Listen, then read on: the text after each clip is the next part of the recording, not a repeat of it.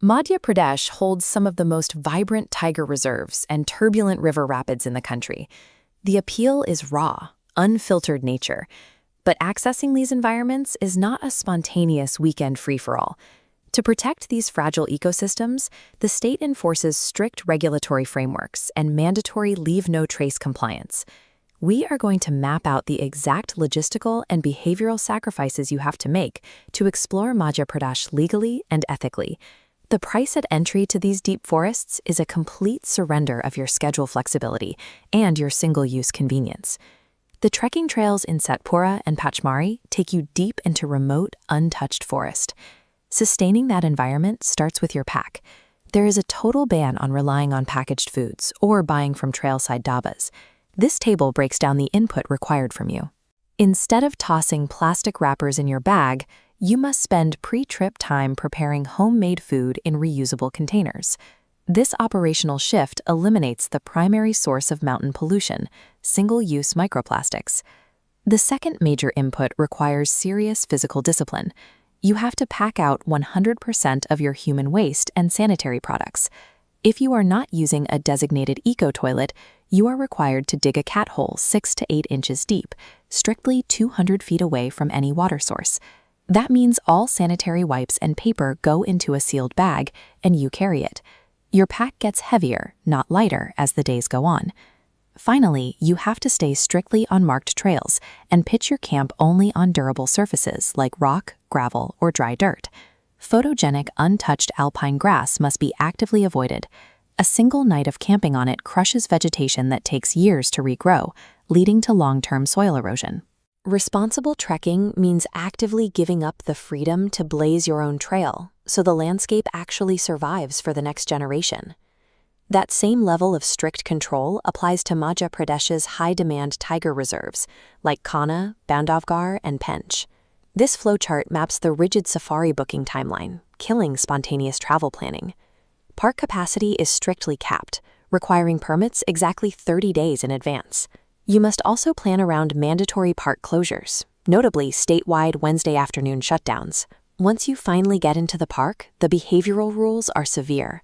Your driver is required to maintain a strict 10-meter distance between the vehicle and the wildlife at all times. You have to maintain absolute silence, and under no circumstances are you allowed to disembark from the vehicle. These rules exist to prevent animal distress. Human noise and close proximity directly alter their natural hunting routines and mating behaviors. Participating in a safari means sacrificing your ego and the perfect close-up photo to prioritize the animal's comfort and safety.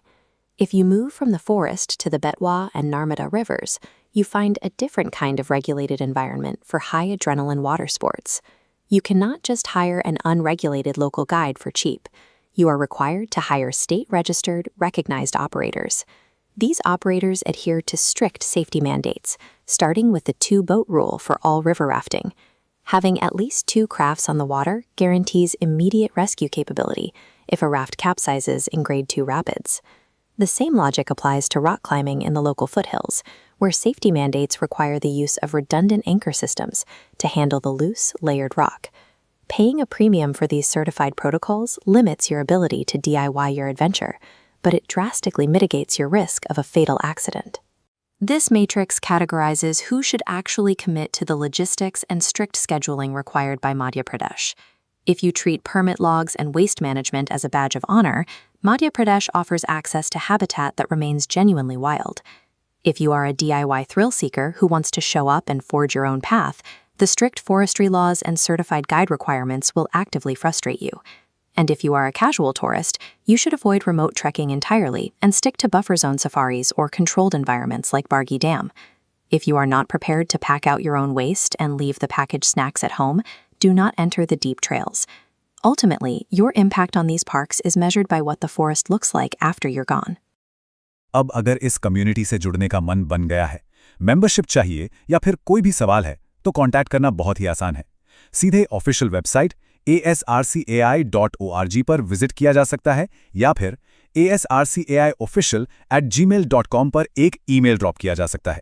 और अगर सीधे बात करनी हो तो phone number +91 8989 891739 भी मौजूद है। बस इन डिटेल्स का इस्तेमाल करके इस बेहतरीन सफ़र से जुड़ा जा सकता है। चलिए इस विश्लेषण को खत्म करने से पहले एक बहुत ही दिलचस्प सवाल पर विचार करते हैं। ASRCI द्वारा अगली कौन सी एडवेंचर एक्टिविटी आयोजित होनी चाहिए? क्या वो दोस्तों के साथ सुकून भरी कैंपिंग हो, या फिर पहाड़ों पर रॉक क्लाइंबिंग, एक लंबी ट्रैकिंग, कोई सर्वाइवल ट्रेनिंग, फर्स्ट एड की वर्कशॉप, या फिर सीधे एक शानदार हिमालयन एक्सपीडिशन?